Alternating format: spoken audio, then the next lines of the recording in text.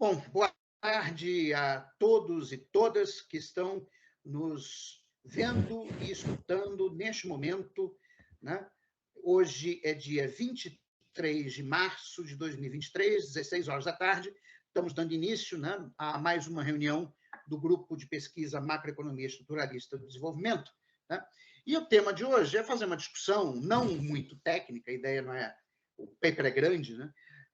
Como vocês já devem ter visto, mas desse paper muito interessante, que acabou de ser escrito, né? Não está ainda publicado, mas é intitulado Can Deficits Finance Themselves? Em português, podem os déficits se autofinanciarem? Né? E por três autores, né? O George Marius Angeletos, né?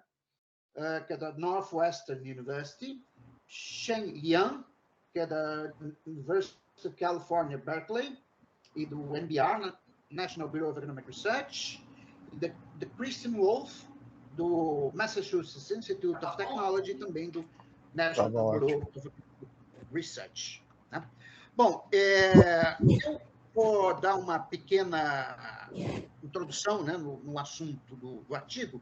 Quer dizer, essa questão dos déficits poderem se autofinanciar é um assunto que nós já tratamos neste grupo em 2020. Acho que foi nossa primeira reunião feita por videoconferência, né, que a gente estudou ou debateu o texto do DeLong Summers, né, se era possível, né, os déficits se autofinanciarem, né? Ou melhor, uma expansão fiscal ser autofinanciável. Né?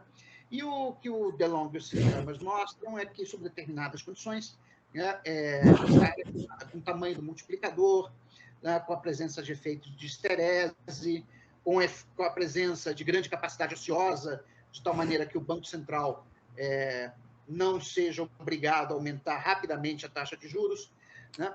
Então, nessas condições, era possível, né, você ter uma expansão fiscal praticamente autofinanciável. Né? Bom, e o que esse artigo de hoje faz é um pouco retomar essa discussão. Né? Quer dizer, é uma discussão que está se colocando nos países desenvolvidos, como nós sabemos, né, os Estados Unidos com o governo do Biden e os países europeus, quer dizer, desde 2020, estão fazendo expansões fiscais sem precedentes, desde o final da Segunda Guerra Mundial. Quer dizer, foi o movimento de expansão fiscal que está ocorrendo agora é muito maior do que o ocorrido durante a crise financeira de 2008, né, ou logo após, né, 2009, 2010, né, e os pacotes não param de ocorrer. Quer dizer, primeiro tivemos, né, os pacotes fiscais para lidar com o problema da pandemia, e agora tem expansão fiscal para lidar com o problema da elevação de preços de energia e alimentos, né, que decorreu da guerra da Ucrânia. Quer dizer, eu estive na Espanha agora em outubro do ano de 2022, eu aluguei um carro e, assim, quando fui colocar combustível, o preço que estava registrado na bomba era 1, mas quando eu ia pagar no caixa, eu tinha 10% de desconto, porque 10% de desconto era pago pelo governo espanhol. Né? Então, isso significa uma expansão fiscal. Né? E, assim, não há... As regras fiscais da União Europeia estão todas suspensas, né? E, ao contrário do que esperavam os críticos, o fato é que a relação dívida pública-PIB dos países da União Europeia está caindo. Né? Então, isso coloca, quer dizer, em foco o tema do artigo de hoje, né? Que é se os déficits podem se autofinanciar. Vejam que aqui no Brasil, essa questão dos déficits, ela durante muito tempo foi um tabu, né? Ou seja, todo mundo, a postura dominante, né, no debate econômico sempre foi muito fiscalista, do tipo, nós temos que... aquele discurso, né, da dona de casa, né? O governo tem que se comportar como uma dona de casa, não pode gastar mais do que arrecada, patati patatá, a dívida pública, PIB muito alta, vai sacrificar o crescimento econômico, etc, etc. Bom, mais recentemente, né, na verdade, desde a pandemia, né, do Covid-19, o debate brasileiro começou a mudar. E ele mudou, quer dizer, muito em função da introdução no debate público brasileiro da teoria monetária moderna, né, que chegou por vários expoentes, mas ela ela assumiu um papel importante no debate público brasileiro devido à adesão do André Lara Rezende à teoria monetária moderna, né? E uma das proposições da teoria monetária moderna é que um país que emita dívida pública na sua própria moeda, né, e tenha um regime de câmbio flutuante, isso é importante chamar a atenção, né, ele não se defronta com restrição financeira. Então, a rigor, a questão da dívida é uma não questão, né? A dívida pode crescer, o governo nunca vai ficar sem dinheiro, né? Isso não quer dizer que você possa fazer todo tipo de expansão fiscal, porque existe uma restrição física, né, de capacidade produtiva. Então, quando a economia está operando com 100% de capacidade, se você quiser aumentar a taxa de crescimento dessa economia, você vai ter que reduzir o consumo. Então, isso é uma coisa que todo mundo concorda, né? Mas, tirando isso, não haveria nenhuma grande dificuldade com a dívida pública em si, né? Bom, no artigo, é interessante chamar a atenção, né, que temos duas posições da ortodoxia que são muito próximas à da MMT. A primeira é a equivalência ricardiana. A teoria da equivalência ricardiana, ela diz o seguinte: déficit não tem nenhuma importância. Por quê? Se o governo aumentar o seu déficit hoje, os agentes, né, com vida infinita, ou horizonte infinito de planejamento, vão ver lá na frente que, para que o governo seja capaz de respeitar a sua restrição orçamentária intertemporal, então ele vai ter que aumentar os impostos, né? E como, né, o agente, né, com um horizonte infinito de planejamento quer fazer uma suavização do seu consumo ao longo do tempo, e o que vai acontecer hoje é que a poupança do setor privado vai aumentar na mesma magnitude que a despoupança do setor público aumentou. Então, nesse modelo, déficit público não tem nenhuma importância. O governo nunca fica insolvente, tá? Porque o governo está sempre atendendo a sua restrição orçamentária temporal, né?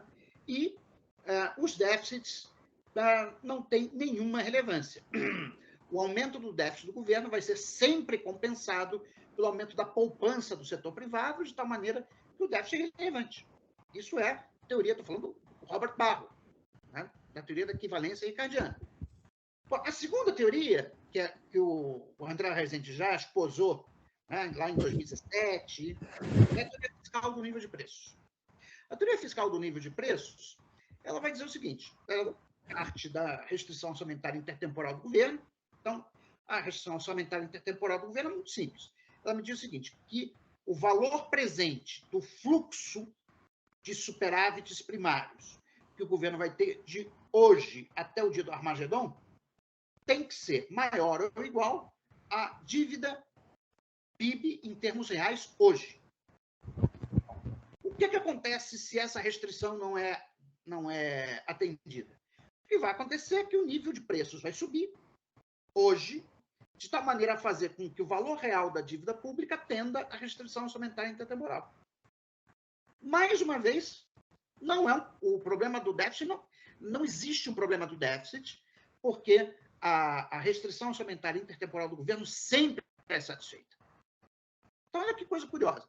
Estamos pegando aqui duas teorias altamente ortodoxas, que são que fazem hipóteses muito fortes sobre a racionalidade dos agentes, sobre a velocidade de ajuste nos mercados, né?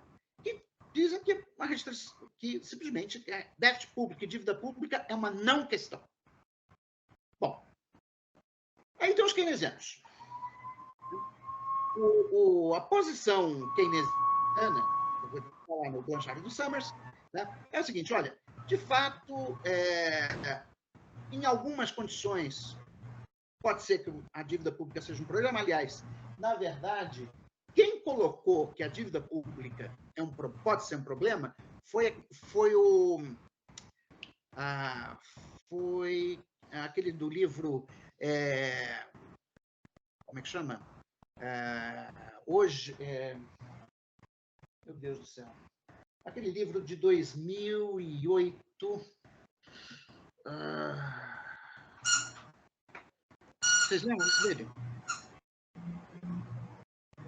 Do Rogoff e da Carmen Heiner. This time is different, exatamente. Na verdade, quem coloca essa questão da dívida pública, do número mágico para a dívida pública, foi o livro do Rogoff e da Carmen Heiner, o This Time is Different. Né? Alguém está com um pato aí. Alguém tirou o pato. Okay. O pato continua. Alguém fecha esse microfone, pelo amor de Deus, está um pato aí. Bom, mas o fato é que nesse livro do This Time is Different, quer dizer, o Rogoff e a Carmen Heiner argumentam que a evidência empírica mostra que a partir de uma relação dívida pública-PIB de 90%, né, ocorre uma redução do crescimento econômico. Né? Então, por isso, uma dívida pública-PIB muito alta, ela deveria ser evitada porque ela afeta negativamente o crescimento. Né? Bom, o problema é que o livro, esse exercício empírico, que não é nem econométrico, né, que o Rogoff e a Heiner fizeram, estava errado.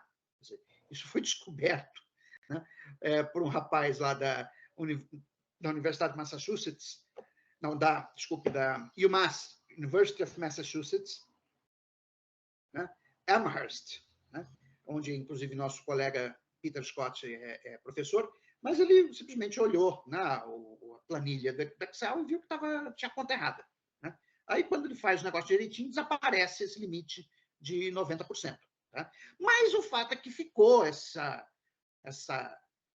ideia, né, flutuando no ar, né, de que, isso aqui no Brasil foi muito forte, de que haveria um número mágico para a relação dívida pública-PIB que deveria ser respeitado. Né? E aqui no Brasil, inclusive, o discurso foi mais radical. Né? Que, veja bem, o Rogoff e a Heiner só estavam dizendo, olha, tem um limite a partir do qual o acúmulo da dívida reduz o crescimento. Aqui no Brasil foi a tese do buraco negro, né? De que existiria um limite de eventos, né? Usar o termo da física, né? Haveria um limite de eventos que, se você transpor, a economia entra num buraco negro. Aí é hiperinflação, mas não sei o quê, enfim. Tem todas as coisas que deveriam acontecer no dia do juízo final, aconteceriam se a gente transpusesse esse limiar de eventos, que seria talvez uma relação dívida pública-PIB da ordem de 80%. Não sei. Cada ano eles mudam o indicador. Né? Bom, mas o fato é que o Brasil ultrapassou esse limiar, né, durante a crise da Covid, né?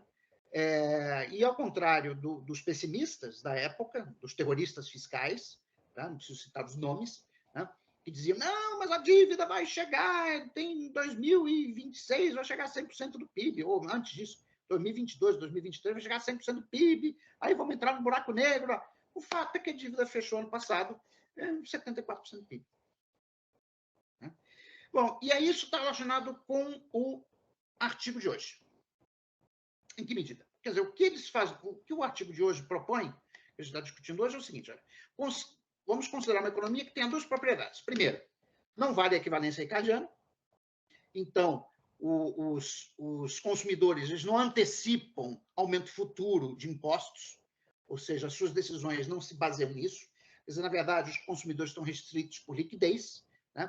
Então, se você injetar mais dinheiro na economia, quando o governo injeta mais dinheiro na economia, as pessoas têm mais dinheiro para gastar e vão consumir. Isso é bem keynesiano. Né? E a segunda coisa é que você supõe alguma rigidez nominal, né, de tal maneira que essa expansão de demanda ela tenha um efeito não apenas sobre o nível de preços, mas também sobre o nível de atividade econômica, né? E aí o que eles mostram é que, nessas condições, quando você faz um aumento do déficit, ou uma expansão fiscal, né, você vai ter um aumento do produto. Mas não só aumento do produto, mas também aumento de preços.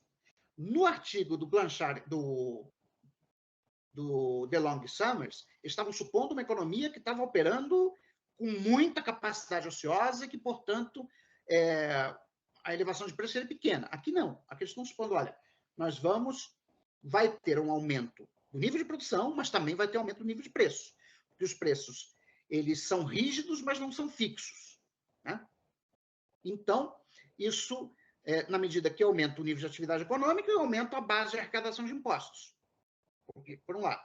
Por outro lado, quando eu aumento a inflação, eu vou reduzir o valor real da dívida, né? Então, esses dois mecanismos fazem com que, de imediato, uma parte do aumento do déficit, seja autofinanciável, né?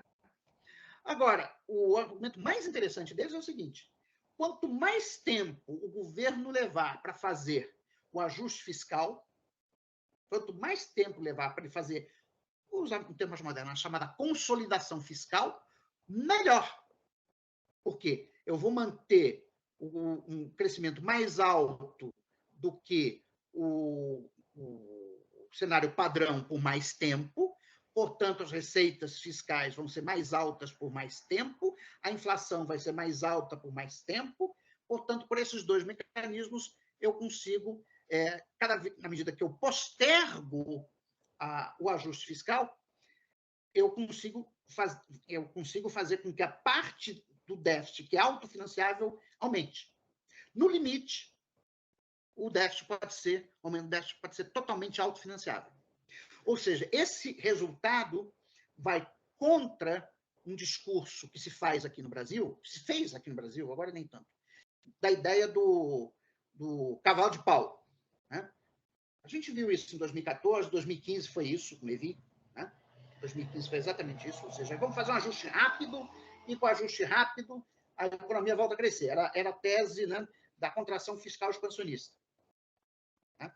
Agora, essa tese aqui pode ser dita como a tese da expansão, é a tese da expansão fiscal autofinanciável, né? E ele está dizendo, olha, eu posso fazer aumento do déficit, né? E quanto mais tempo eu demorar para fazer o ajuste fiscal, melhor. E se o tempo for grande o suficiente, não preciso nem fazer ajuste fiscal, né? Então, acho que essas são as ideias principais, né? Agora, vamos passar para o debate, né? Eu vou fazer em ordem alfabética. Eu sei também que o Adalmir acho que tem aula assim que meia, né, Adalmir? Tenho aula mais tarde, sim, né? Sim. Bom, Adalmir, a bola está com você. Quando eu estava lendo o texto, né, e referências a outros textos, né, praticamente recentes, abordando o mesmo tema. Então, acho que esse é o primeiro ponto que eu queria, talvez o primeiro ponto que eu queria chamar a atenção, né, é que, né, entre determinado grupo da literatura, né, digamos, neoclássica, tradicional, nós temos esse debate, que é um debate bastante importante, né, da volta, ou da relevância da política fiscal na administração dos países, né? Nessa questão, né, digamos, se os países devem se centrar mais em política fiscal, política monetária, como é que é essa combinação ótima, né, de política monetária e política fiscal. Esse debate, eu acho que ele vai se intensificar a partir de 2008, né, a partir da crise financeira, lá de 2008, a própria Covid também coloca pontos importantes sobre, né, essa questão de qual é o impacto, né, de uma política fiscal expansionista sobre a economia dos países. Então, acho que esse é o primeiro ponto. Eu acho a crise de 2008 e os acontecimentos na economia capitalista a partir de então, né, começa a colocar no debate, digamos, acadêmico tradicional entre os autores neoclássicos, né, digamos, essa retomada do papel, né, da importância da política fiscal, né, e como o uso da política fiscal pode trazer, digamos, muito mais benefícios para a administração da economia do que a política monetária. E esse é um tema, digamos, sempre presente, né, digamos, no pós-Segunda Guerra Mundial, né, dessa questão da relevância, né, da política monetária frente na política fiscal frente à política monetária. Eu acho também entre os autores heterodoxos nunca houve essa questão, né, de qual das duas políticas traria mais efeitos em ponto de vista, né, assim, da relevância dos seus efeitos. Então, acho que esse é o ponto que eu queria chamar atenção. Esse é um ponto importante, né? E ao mesmo tempo que eu chamo esse ponto para esse ponto, né, chamar atenção para um outro aspecto, né? Como o debate no Brasil, né, principalmente entre os economistas, né, mas não heterodoxos, conservadores, né, de certo modo está atrasado em relação ao debate que está acontecendo, né, nos países centrais, né? O que isso reflete? Né?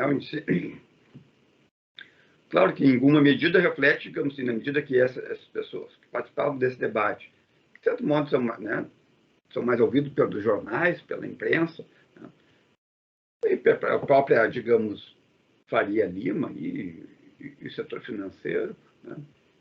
Eles vão ter que rever essa posição, né? E é difícil, digamos, rever essa posição. Ontem mesmo nós vimos, tinha um debate, foi um debate interessante, que infelizmente eu peguei só o final do debate, né, na Globo News, no canal 40, tinha um representante, digamos, mais conservador e um representante mais progressista, né, e a gente viu esse debate. Né, digamos, vai ser difícil para essa turma que defendia, né, uma determinada visão mudar essa posição, né, e com efeitos importantes sobre o Brasil.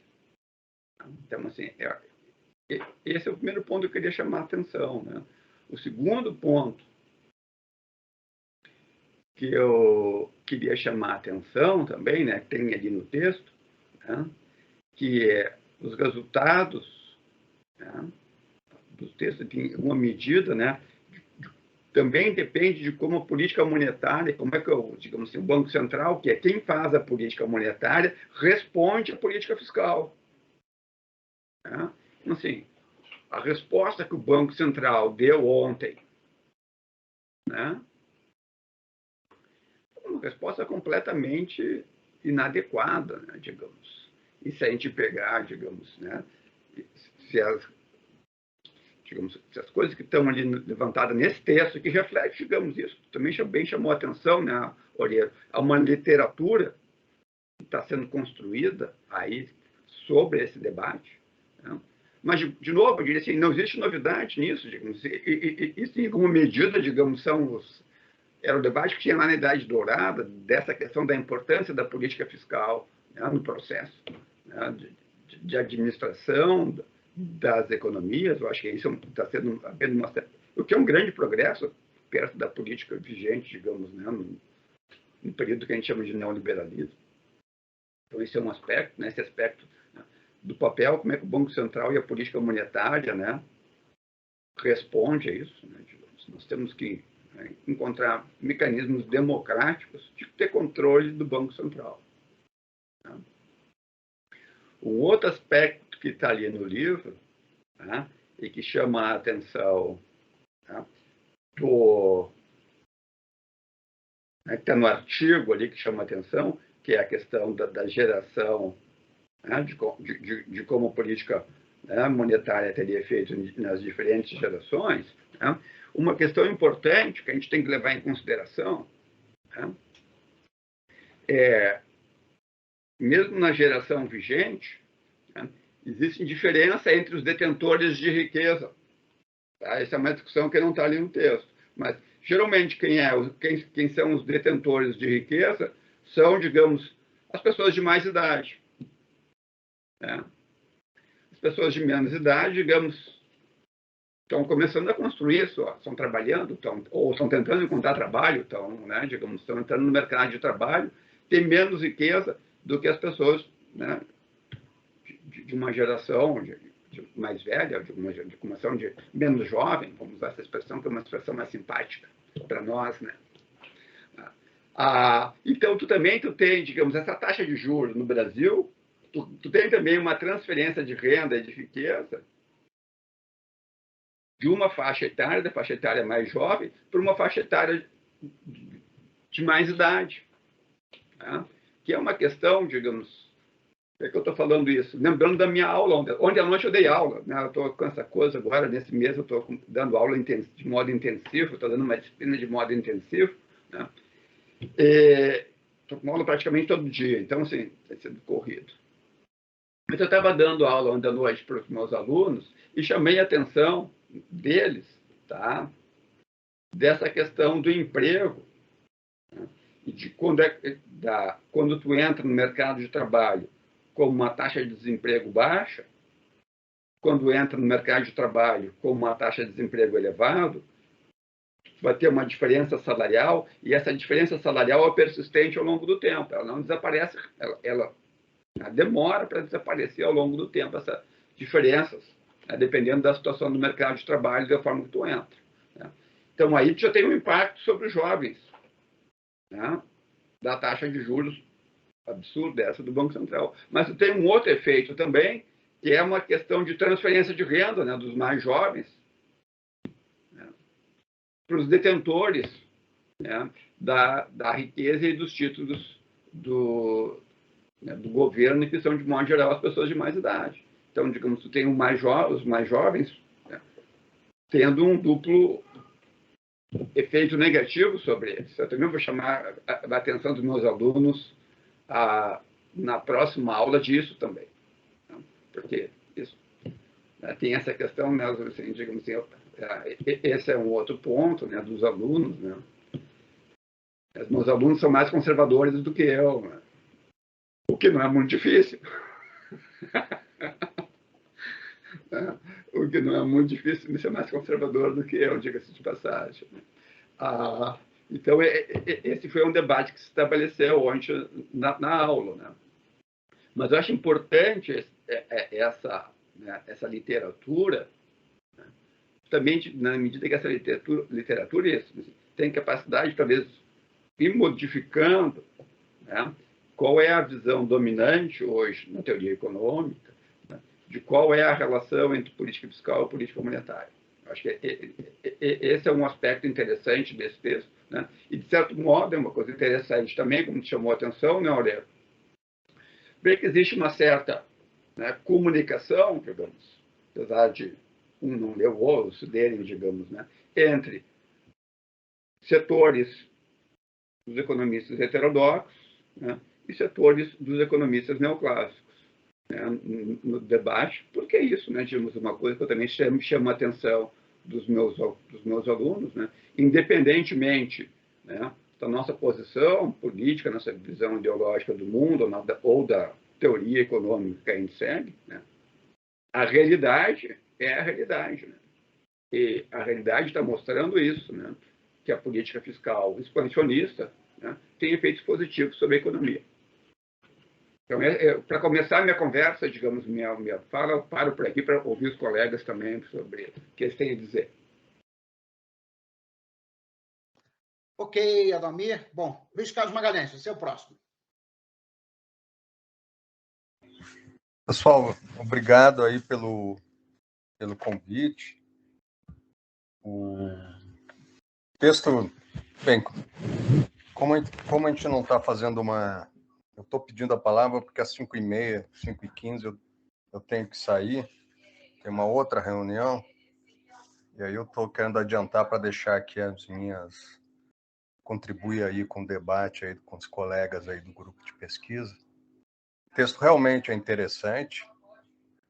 Os resultados deles são quase pós-keynesianos, não? Ele usa uma estrutura de modelagem novo-keynesiana típica se eu me lembro, do livro do Blanchard, que eu estudei em Macro 1, e os resultados são mais heterodoxos do que eu pensava.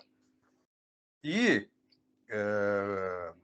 eu não vou entrar em detalhes técnicos, só um pouquinho depois eu falo alguma coisa, mas eu vou me ater principalmente às hipóteses que o modelo vai usar. Algumas o Oreiro falou, eu tentei esmiuçar. Na verdade, ele faz um conjunto de hipóteses sobre comportamento do consumidor, faz duas hipóteses fortes, e como ele trabalha com uma distribuição probabilística do agente representativo, dependendo dessa distribuição, ele cai no modelo Anki ou cai no modelo tradicional, que ele chama aqui, o modelo tradicional de livro-texto novo keynesiano. O Oreiro já falou numa, tem uma outra aí sobre a questão que eu acho que é importante, é que a suposição que o consumidor tem uma alta propensão marginal a consumir. E aí entra aí na discussão que o Marchetti começou a fazer, de como tu incorpora nesses modelos o problema distributivo. E aí a questão como ele está trabalhando com um agente, na verdade, que pode variar em função da densidade de probabilidade entre 0 e 1, em relação a se ele é um agente perpétuo ou um agente que tem um ciclo de vida limitado. Acho que esse é um ponto importante, que é o que a gente tem que considerar na hora de avaliar criticamente esse modelo. Outra questão que eu achei importante é que ele faz umas hipóteses que eu considero fortes, embora não seja mais forte, sobre a questão da estrutura tributária.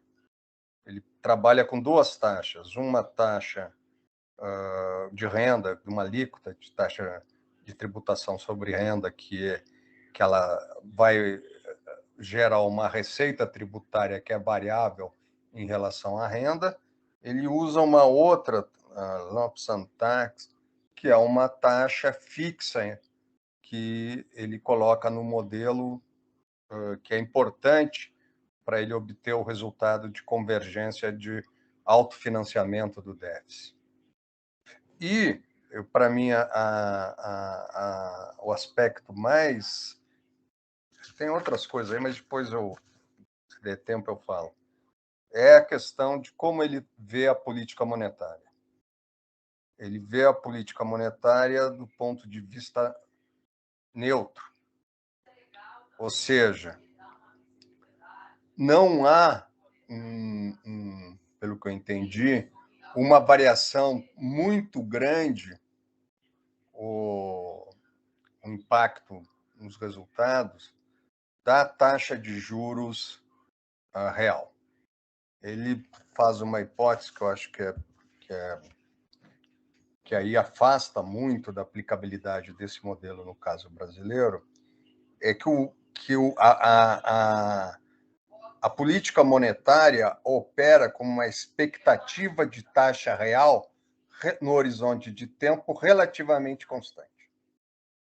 E eu acho que aqui, quando eu li o texto, o espírito das organizações tabajaras baixou em mim. Eu falei, opa, nossos problemas estão resolvidos.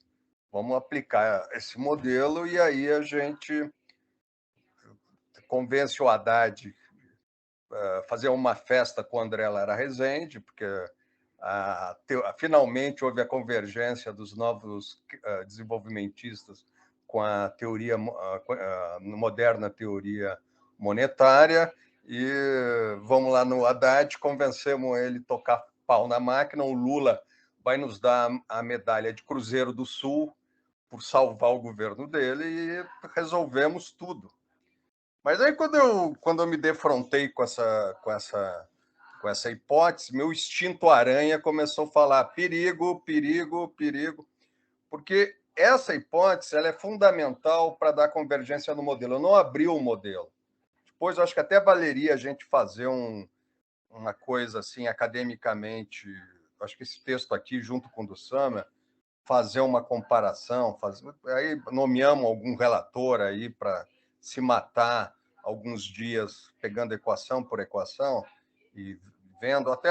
O relator-chefe é o Adalmir, mas a gente pode botar o Matheus, não, mas isso aí tem que dar para problema. jovem, que tem saco de ficar aí uns 3, 4 dias pegando equaçãozinha, multiplicando por -1, mais 1, para desmontar o modelo. Tu deve ter sempre um aluno aí suicida de pós-graduação que tu pode, ou o Ademir também, que tu pode passar a tarefa em glória como a lista de exercício. Não? Eu acho que isso é maravilhoso.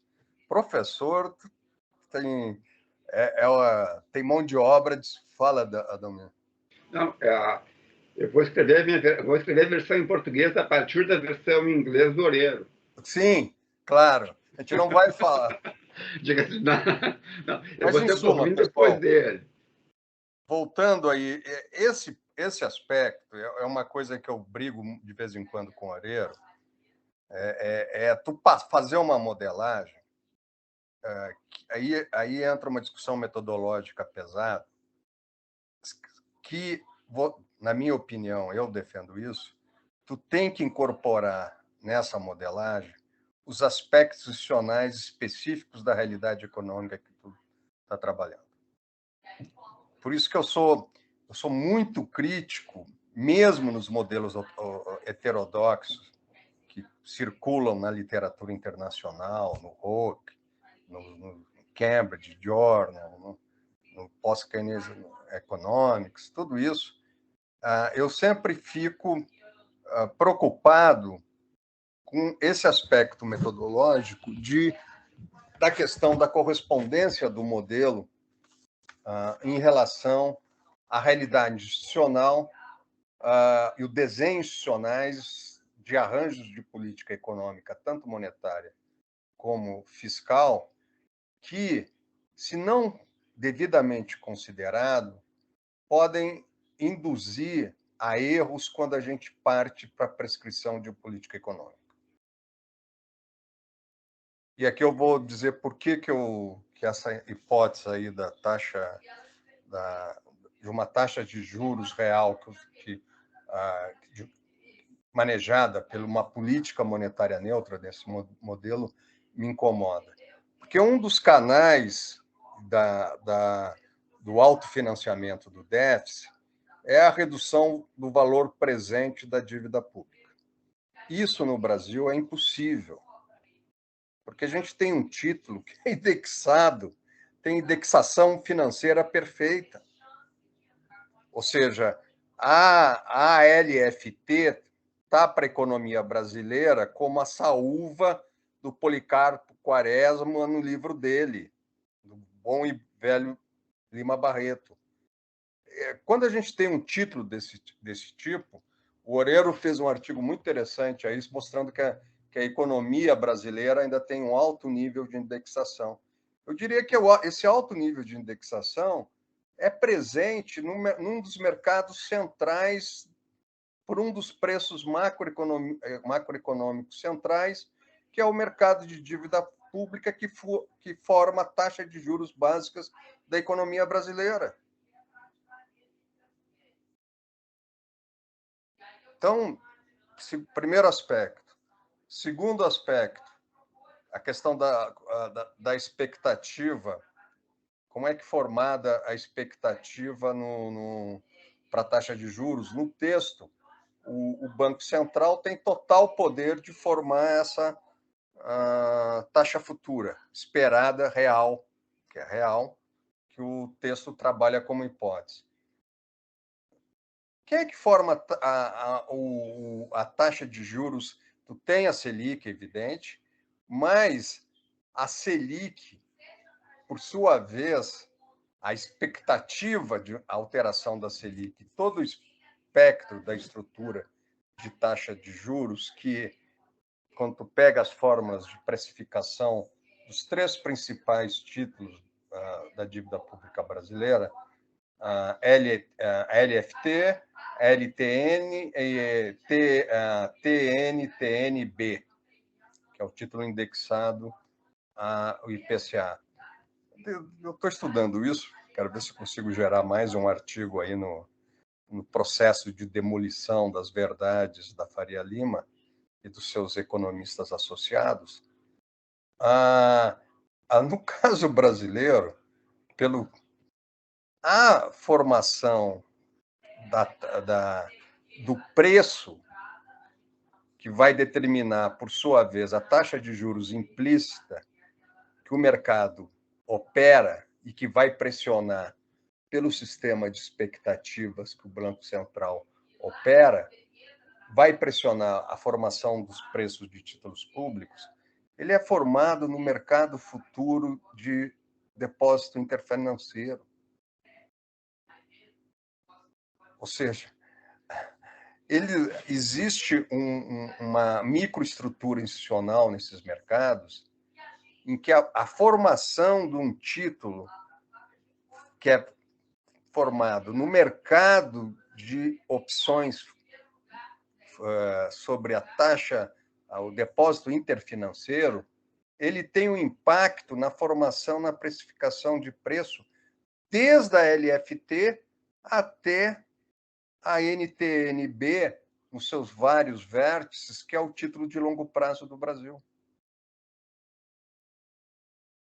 Nesse ponto, eu tenho uma discordância com a turma da moderna teoria monetária, pelo menos nos textos do André, é que a questão da captura do Banco Central ela não está somente na questão da porta giratória dos diretores. Ela está na microestrutura institucional de gestão da dívida pública, liquidez. E essa microestrutura institucional, ela é uma microestrutura que tem propriedades de auto-reprodução no tempo. Nesse caso, a gestão da dívida pública é responsabilidade do Ministério da Fazenda. Como? A gestão da dívida do governo é responsabilidade do Ministério da Fazenda, não do Banco Central. Não, eu sei, o perfil dela, os mas essas duas coisas elas estão completamente interligadas. Porque quem faz a operação da taxa Selic é nas reservas bancárias, é no sistema Selic. E a questão que tu forma a taxa Selic no overnight diariamente, e, ao mesmo tempo, isso aí tem uma contaminação brutal da dívida pública por uma coisa que é sabida há 30 anos, 20 anos, que é a existência de um título com indexação financeira perfeita. Isso aí acho que valeria até a gente marcar um seminário para discutir, porque eu não consigo mais ver uma separação em termos de resultados de política fiscal e monetária separadas. Tu tem, no caso brasileiro, pela uma construção institucional, tu tem diversos mecanismos de operação em que tu não consegue isolar efeitos de política fiscal e política monetária. E mais, o que determina um problema de coordenação de política brutal no caso brasileiro, em que eu espero que os nossos colegas lá no Ministério da Fazenda se atentem para essas decisões que o Banco Central toma, porque isso aí, que é uma coisa, eu não estou falando nenhuma novidade, inviabiliza qualquer ajuste fiscal.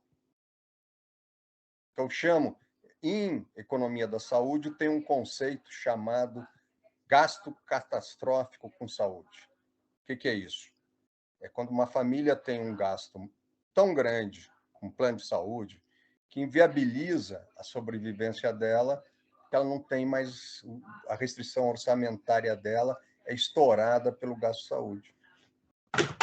Eu diria que a gente está numa situação que ou se controla o gasto catastrófico com serviço de juros, e por incrível que pareça, o cara que parece que entendeu isso mais do que os economistas que estão aí gerindo a política, que são gente competente, bem intencionada, do campo heterodoxa, não perceberam o tamanho do pepino. Bem, em suma, eu vou terminar por aqui, mas eu acho que o desafio que fica é como que a gente adapta todas essas ideias, inclusive esse aqui é um modelo cujo drive é um regime de crescimento movido pela demanda, que eu achei uma coisa também hiper interessantíssima, como que a gente consegue adaptar e avaliar se, sob as condições institucionais e de governança que a gente tem, por exemplo, da política monetária e da política tributária, esses resultados se sustentam. Fora os outros problemas que tu colocou, o Ademir colocou um ponto importante. Por exemplo, o modelo trabalha, as firmas operam com um regime de competição monopolista. Quer dizer, que é uma hipótese que a gente conhece, altamente restritiva. Aqui nesse modelo não tem profit squeeze.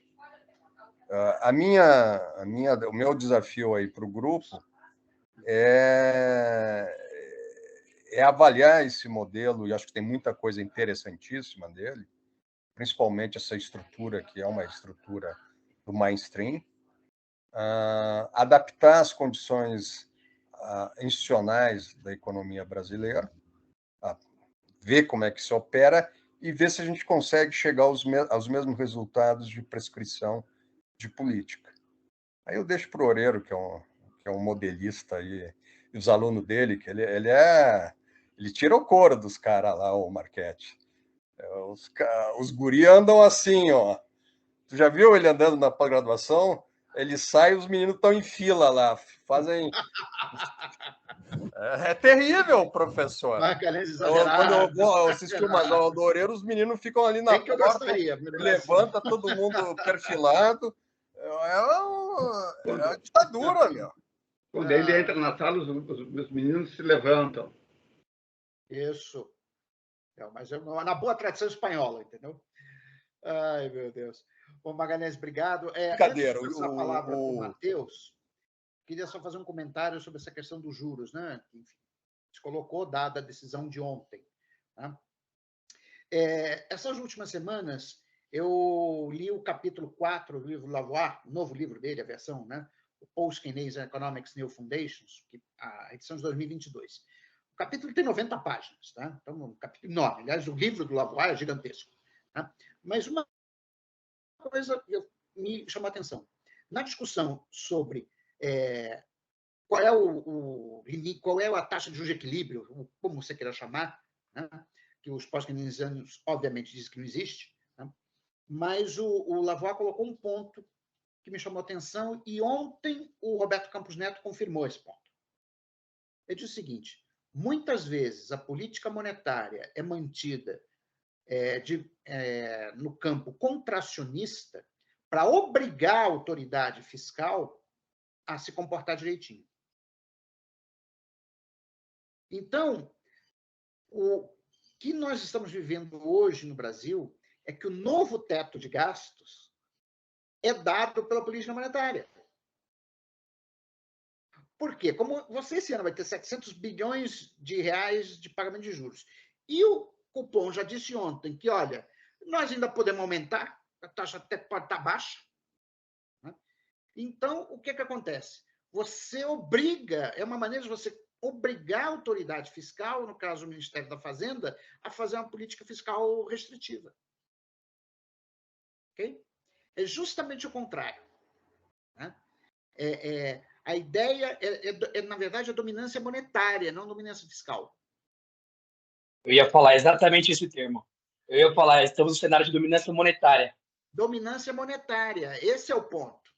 Né? É o Banco Central, por intermédio da política de juros alto, forçando o governo a fazer um ajuste fiscal muito além do necessário. Muito além do necessário. É só isso que explica o comportamento do cupom. Não há nenhum... Qual é o fundamento de uma taxa real de juros de 8%? O Fed aumentou ontem também a taxa de juros de 0,25%, né? Mas o limite, né, a banda, está entre 4,75% e 5%. ainda está com taxa real de juros negativa. Isso significa que eles não têm problema fiscal. Com taxa real de juros negativa para a economia crescendo, eles não têm problema fiscal. Né? E nós não. Nós estamos com a taxa de juros em 8% real, sendo que, se você pegar a expectativa de inflação do Focus para esse ano, acho que é 5,98%, comparar com a média da variação do IPCA durante todo o regime de metas de inflação no Brasil, que vai de 1999 a 2022, estou tirando esse ano fora, a média é 6,4%. Ou seja, nós estamos com uma inflação menor do que a média de longo prazo. E estão dizendo que a inflação está fora do controle, nos comparando com a Argentina. É uma maluquice que é isso. É realmente inacreditável. O que não, o que é inacreditável é que o país suporta isso. O país suportou uma reforma da Previdência sem dizer um ai. Uma reforma da Previdência muito mais dura do que foi feita na França. Olha o que está acontecendo em Paris. Assim, a reforma do Macron é bem razoável. Vai passar de 62 para 64 anos, não é de imediato, entendeu? Ainda vai ser a menor idade mínima da Europa, entendeu? E o pessoal quebrando pau. Aqui se passou uma idade mínima de 65 anos, você acabou com, agora, a contribuição, o cálculo do benefício, melhor dizendo, é com base em 100% das contribuições, não mais 80% das maiores.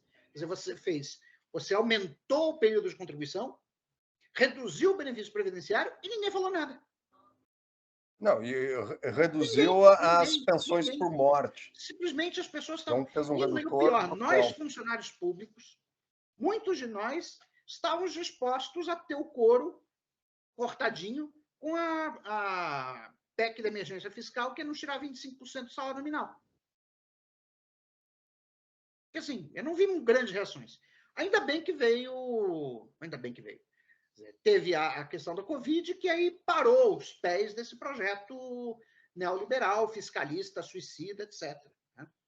Mas, enfim, vamos manter a lista. Matheus, é sua vez agora. Olá a todos, tudo bem com vocês? Primeiramente, gostaria de agradecer aqui o convite, né, para debater esse paper, Acho que fui eu. Que é quase um livro, né, quase 90 páginas. Eu olhei assim e falei, nossa, o professor Oreiro deu uma exagerada dessa vez, mas ele não costuma brincar, né? Por isso que muita gente aí isso assusta, né? Que o pessoal não abre o artigo, né? Mas, assim, só para contextualizar, o paper ele tem 82 páginas, 45 é paper. O resto é apêndice, que é cálculo matemático pesadíssimo, né? Que não convém aqui a nós a debater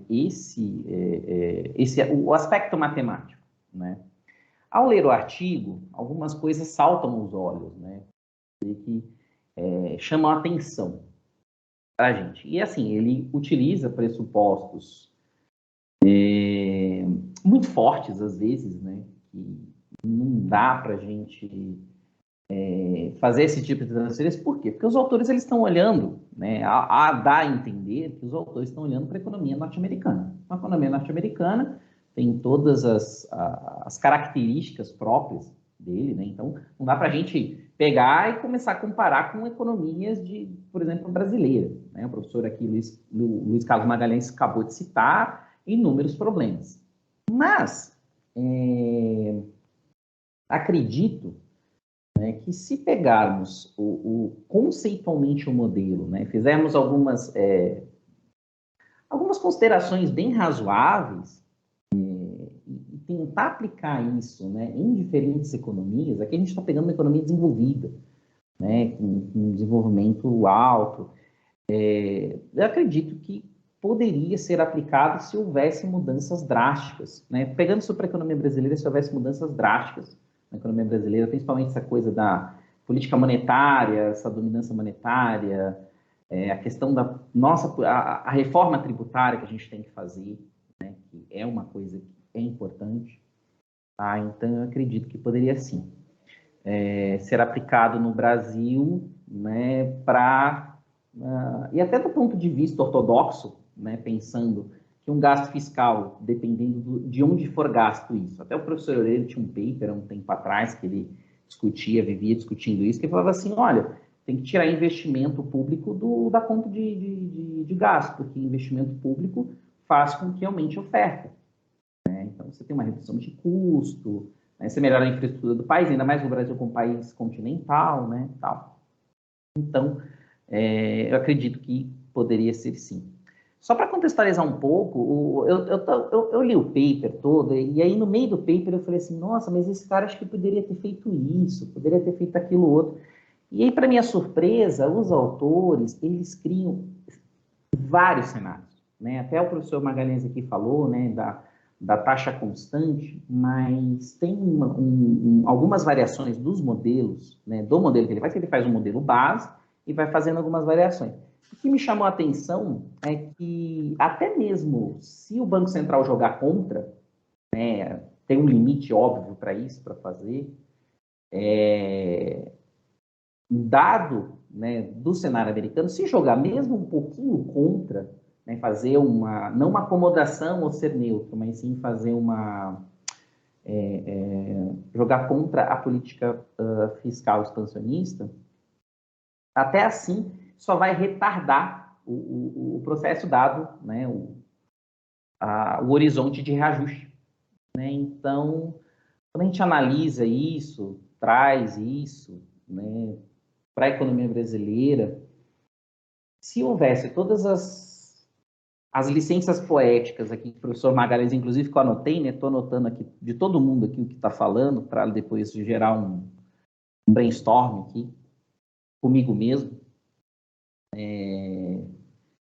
Se houver todas essas licenças poéticas, é bem razoável acreditar aqui no que os autores estão falando. Tá? Só que eu acho que dificilmente os ortodoxos brasileiros eles entendem isso aqui como teoria válida, né, para discussão. Tá? E isso eu vou falar um pouco da experiência, né, que eu estou tendo. Porque, assim, eles acreditam muito em modelo de equilíbrio geral, não é um modelo, a professora aqui citou, né, não é um modelo clássico, né, do Blanchard, que a gente estuda na graduação, né, então, e os autores aqui, eles são mais, vão por esse viés, né, e eles não acreditam praticamente nada disso, é como jogar xadrez com pombo.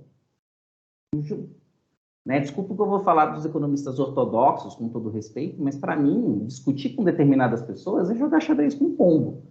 Não dá para discutir, porque os caras estão no campo da fé. Né? Eu acredito que os caras têm uma fé muito grande nos modelos de equilíbrio geral e eles esquecem de ver a realidade. E a realidade é premente. Poxa, a gente passou no terceiro ano de pandemia, né? Graças a Deus resolveu, mas 2 anos a gente passou aí bem apertado, jogou-se dinheiro novamente do ventilador e aí estamos aí. Né? O professor Areira acabou de trazer o dado aqui que a dívida nos países europeus está reduzindo, né? Então, e o nosso Banco Central aqui está jogando contra.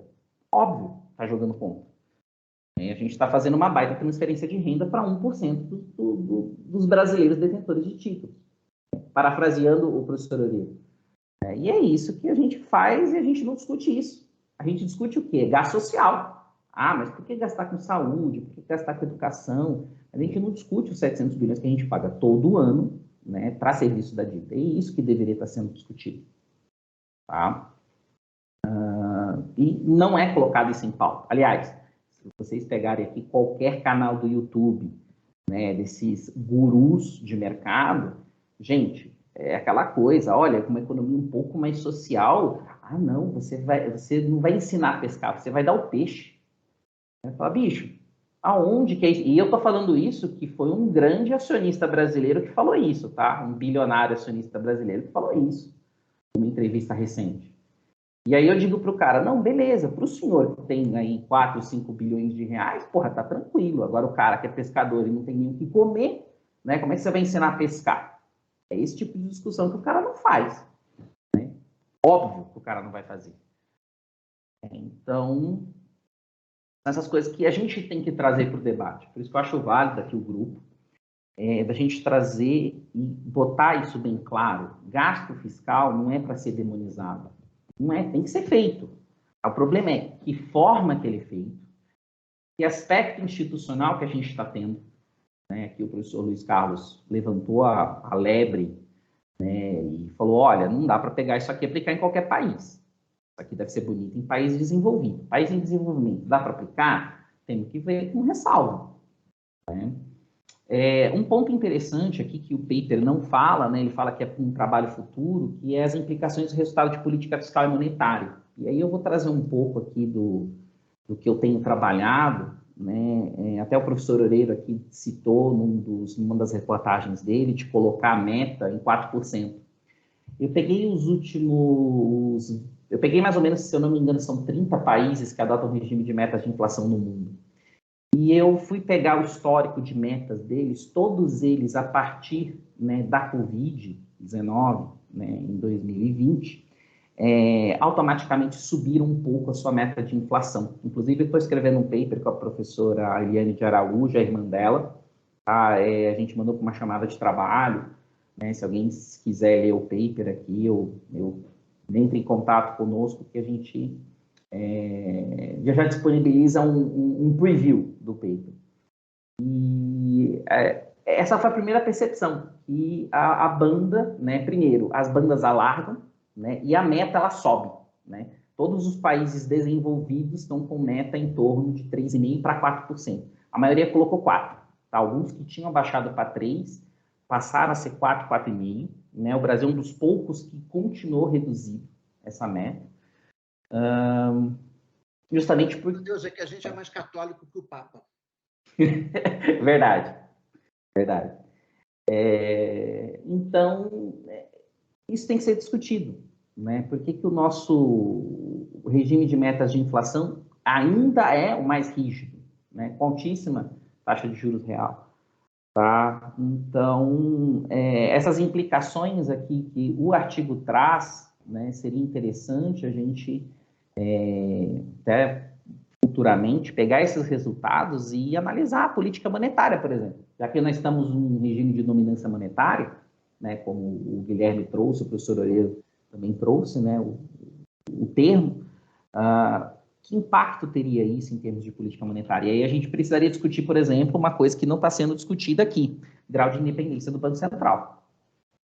A independência do Banco Central não pode ser feita, não pode existir, caso haja, né, uma expansão fiscal. Qual que é o frigir dos ovos do artigo aqui? Né? Olha, se combinar direitinho com os russos, né, se o Ministério da Fazenda combinar com o Banco Central, pode incorrer em déficit público, é legal, é bacana, e o horizonte temporal, né, vai se ajustar em pouquíssimo tempo. Mais ou menos é isso que o artigo tira de conclusão. No Brasil funcionaria? É possível. Não é inimaginável isso. É possível, mas tem que ver aonde que a gente está incorrendo em déficit público. E assim, será que a gente precisa incorrer em déficit público, sendo que a gente está pagando um serviço da dívida de 700 bilhões todo ano? É só essa minha pergunta, tá? Que eu vou deixar no ar aqui. Eu acho que a gente não precisa incorrer em déficit público, é só a gente fazer uma troca institucional aqui, tirar esse negócio chamado LFT que existe, né, desindexar a dívida pública nossa dessa taxa de juros, né, já seria de grande ajuda, e diminuir esse serviço da dívida, alongar a dívida. A gente teve um serviço alongado da dívida. Eu lembro que a gente chegou um pouco antes do governo Dilma II, a gente chegou a ter um horizonte temporal da dívida de 44 meses. A gente chegou a ter. Né? A gente chegou a ter quase 4 anos de horizonte de vencimento, né, médio. Hoje a gente tem um horizonte curtíssimo, tá? De curtíssimo prazo. Tá? Então, isso tudo afeta, né, a rolagem da dívida, o serviço da dívida. E é isso. Vou deixar aqui para o próximo, ou para o Guilherme, ou para o Maurício, não sei. Professor Oreiro. Ok, obrigado, Matheus. Antes de passar para o Maurício, eu quero fazer alguns comentários. De fato, a questão dos juros no Brasil é aquilo que o Magalhães definiu uma vez no texto dele como a despesa ausente, né? Que, assim, todo debate sobre ajuste fiscal no Brasil só se faz em cima das despesas primárias. Antes, nos anos 2000, ainda era o resultado primário, porque receita menos despesa, né? Mas hoje, não, é só a despesa primária. Você não está nem aí para a despesa de juros. Aí o problema é o seguinte, mas essa despesa não tem que pagar, não? Você não tem que pagar os juros? Então é despesa, velho. Então, enfim. E a segunda observação que eu quero fazer, eu até comentei isso hoje de manhã com a minha mulher, desde 1808, quando o Brasil deixa de ser colônia e torna-se Reino Unido com Portugal e Algarves, desde 1808, o chefe de Estado brasileiro, que só teve um chefe de Estado brasileiro que não pôde nomear o presidente da autoridade monetária. Lembrando que até 64 a autoridade monetária era o Banco do Brasil, pós 64 é o Banco Central do Brasil. Foi agora, com Lula. Todos os outros chefes de Estado tiveram poder discricionário para nomear ou tirar o presidente da autoridade monetária. Só agora que não. Por quê? Quer dizer, no fundo, já foram colocando várias amarras, né, para o futuro governo Lula, lá atrás, em 2020, 2021, 2022. Já estavam vendo que com o Bolsonaro o negócio ia feder, que não ia dar certo. Então, é o seguinte, bom, o Lula vai ganhar, mas a gente vai deixar o bicho no cabresto. Né? E foi isso. Maurício, sua vez. Valeu. Tá bem bacana essa discussão, né? Nós não estamos te vendo. Não estão ouvindo? Não estão vendo ou ouvindo? Não, ouvindo sim, não estamos te vendo. Tá só um troço preto. Eu acho que o vendo é a questão automática ali do... Eu, por algum motivo, Maurício, veste uma camiseta e bota aí a câmera em funcionamento, porque...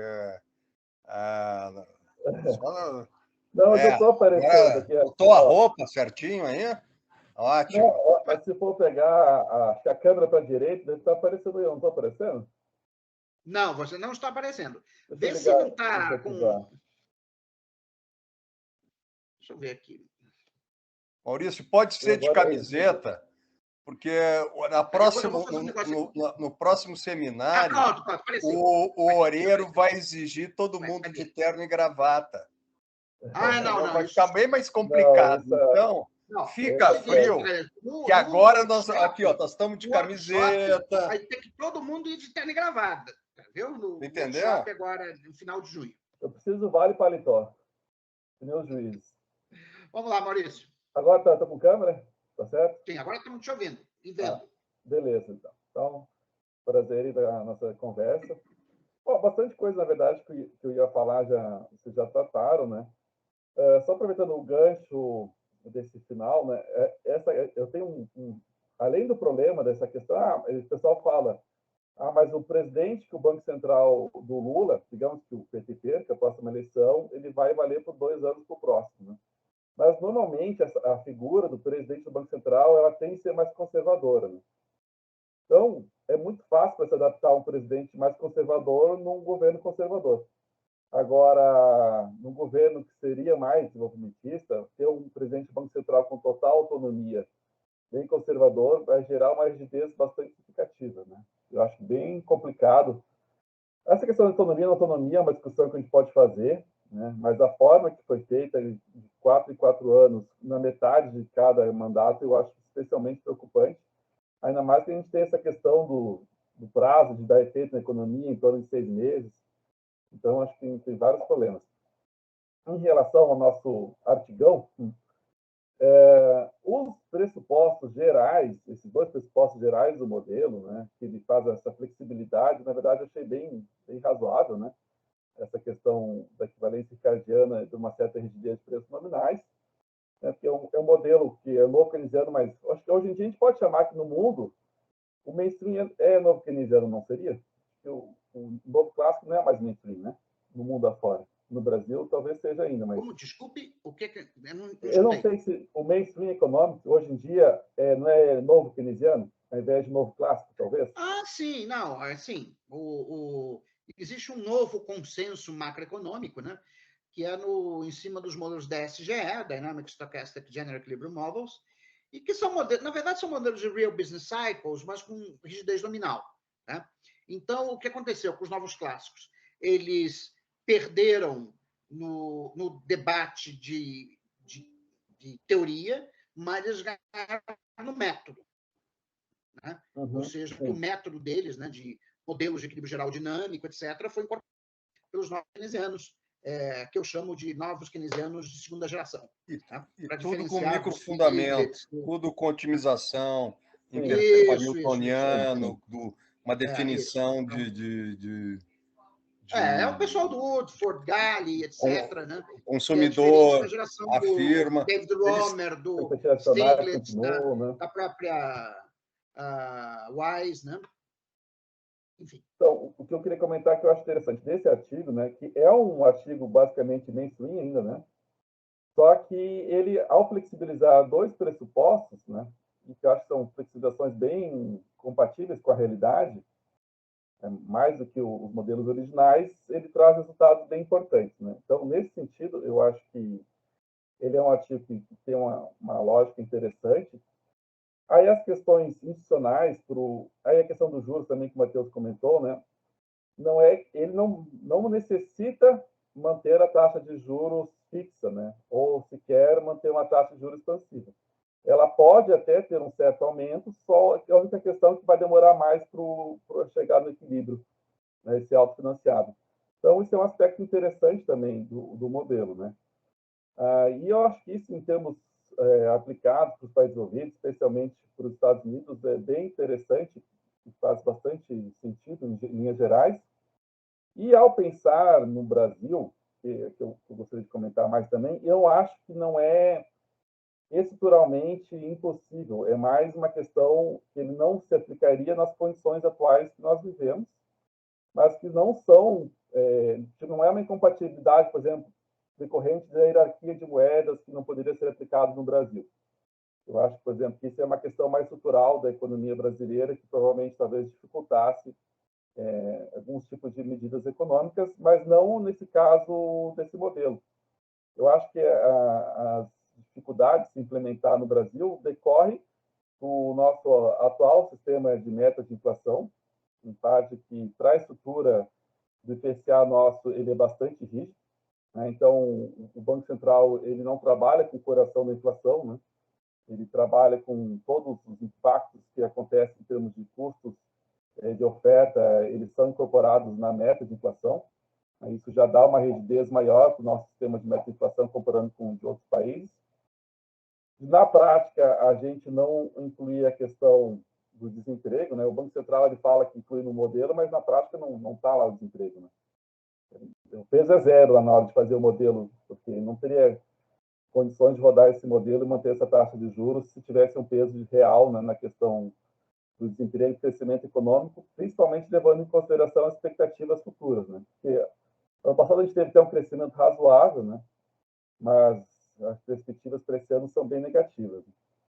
Então, eu acho assim que para pensar em termos de aplicação, o que a gente teria que pensar é não tanto no problema tem uma certa rigidez, se for pensar para o caso brasileiro atual, pensar que a autoridade monetária vai fazer uma ampliação dos gastos, aí uma parte importante do modelo, né, que é justamente aceitar esse aumento de preço. Tá? Então, o autofinanciamento ele decorre, né, não só do crescimento econômico, né, mas do aumento dos preços, que torna a dívida mais barata, né? E esse tipo de aceitação, atualmente, eu não viria, de fato, como aplicado no Brasil. Eu acho que na nossa estrutura atual seria impraticável, mas com uma flexibilização do nosso regime de meta de inflação, por exemplo, tornar ele um período mais, não um prazo de 12 meses, como, por exemplo, de 24 meses, deixando acomodar as flutuações econômicas, isso já seria mais compatível, né? E a gente teve a questão da nossa... Eu acho que a gente tem um problema da LFT, Mas, além da FT, eu também não sou muito favorável à NTNB, que dá uma taxa fixa mais IPCA. Eu acho um tipo de imposto também bastante problemático, de título de dívida, na verdade, né? Acho que é uma garantia demais para quem está aplicando, assim, uma coisa sem risco nenhum, sem contar que também ele está tratado lá como pré-fixado, mas para mim é mais pós-fixado que pré-fixado, né? Então a gente tem um componente de pós-fixado caiu bastante, né? De fato caiu se a gente retira o NTNB, né?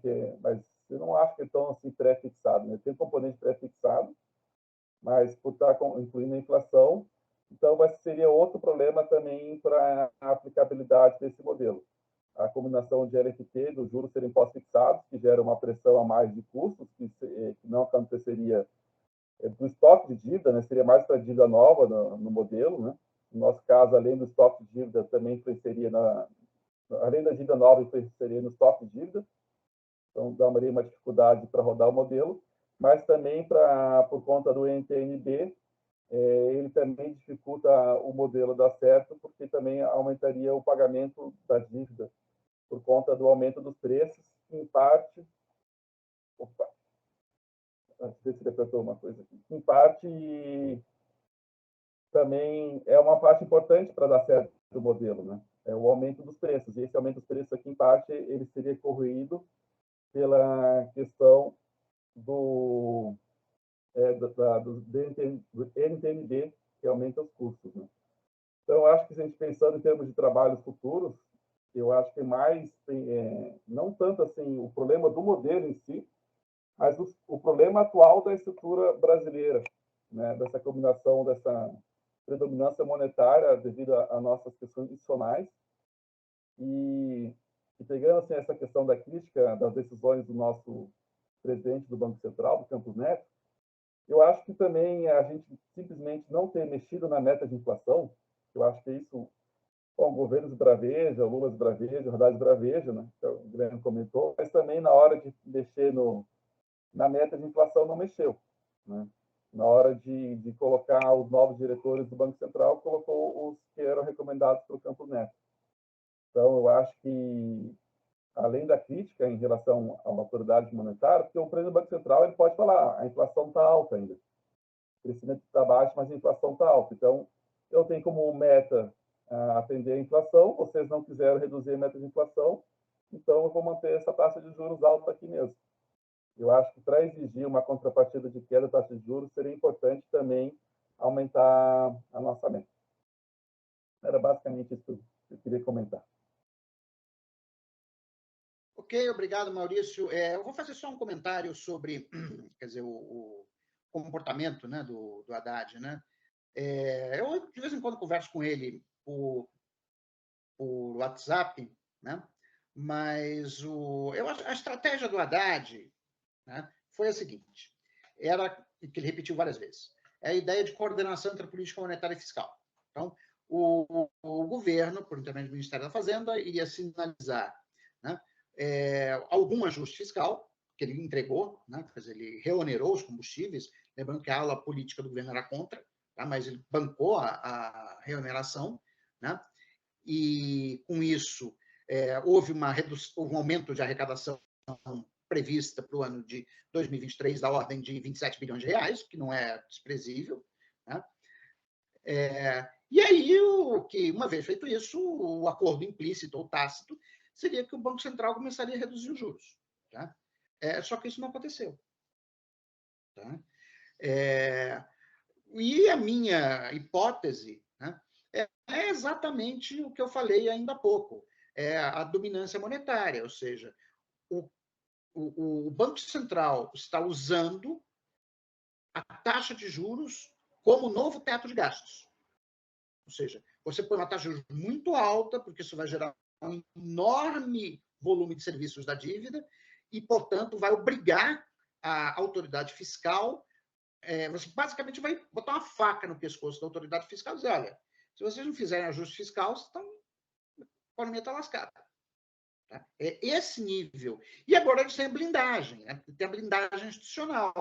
Porque se fosse, não tivesse autonomia, o Roberto Campos Neto já teria caído fora há muito tempo. O Lula teria demitido ele na hora. Mas com isso, agora não. Agora tem. Quer dizer, ele poderia ter sido demitido? Poderia. Foram 2 anos consecutivos que o Banco Central não cumpriu a meta de inflação. Pelo protocolo do regime de metas de inflação, ele teve que mandar uma carta para o ministro da Fazenda, se explicando. Eu mesmo falei para a Haddad, manda esse cara embora. Tá, manda para o Senado e depois ver como é que faz. Entendeu? Mas manda esse cara embora. Porque, assim, eles não estão fazendo nada de ilegal. Está tudo dentro das regras do regime de meta de inflação. O sujeito teve liberdade para botar a taxa de juros onde ele quer, onde ele quis. E não conseguiu cumprir a meta por 2 anos consecutivos? Ah, meu filho, é isso, é incompetência. Fora. Fora. Entendeu? Mas eles não quiseram, quer dizer, o jogo, eu até chamei de política de apaziguamento ontem. Né? O comportamento da Haddad me lembra muito do Chamberlain. O Neville Chamberlain com Hitler. E aí eu tenho famosa cena do filme sobre o Churchill, né, The Darkest Hour, em que ele bate a mão na mesa, né, diz, when the lesson should be learned, when the lesson should be learned. You cannot reason with a tiger when you have your head inside his mouth. Se levanta, vai embora, né, que estava brigando com Halifax, que era favorável a um acordo, né, com os alemães. Né? E, enfim, mas me lembrou muito esse comportamento do Chamberlain. Né? Eu acho que não dá para você esperar que as pessoas sejam razoáveis, porque o que está em jogo é o poder, é o controle sobre o governo. É isso que está em jogo. Né? O Haddad tentou agir na boa-fé, né? Eu acho que assim, é uma pessoa super bem intencionada, entendeu? Ele é um gentleman, né? Mas ele tentou agir na boa-fé e disse, não, eu vou fazer um jogo aqui de coordenação de política fiscal e monetária, né? Que, aliás, faz até todo sentido do ponto de vista da teoria convencional, diga-se de passagem, entendeu? Mas com isso eu vou dar o primeiro passo, faço, né, o meu papel, e aí o Banco Central, né, responde, pelo menos com uma sinalização de que a taxa de juros vai cair na próxima reunião, mesmo que não fosse nessa. Mas não, o comunicado ontem foi, olha, não só não vai cair, como se vocês não se comportarem direitinho, ainda pode aumentar. Foi isso o que o cupom deixou ontem com todas as letras. Ou seja, foi uma manutenção da Selic com viés de alta. Com viés de alta. Agora, com base em que? Assim, foi ridículo. Por causa da incerteza internacional. Incerteza é verdade, a incerteza aumentou. Verdade. Só que esse quadro de incerteza é deflacionário, não é inflacionário. Então essa justificativa, aí diz, as expectativas estão desancoradas. Estão desancoradas porque, obviamente, o Banco Central está tentando fazer a inflação convergir para uma meta que, ano após ano, é cada vez mais baixa. A desancoragem não é porque a inflação está subindo, é porque a meta está caindo. Isso faz todo sentido. Entendeu? É simplesmente a meta de inflação está caindo. Então, ano passado era 3,5%, agora é 3,25%.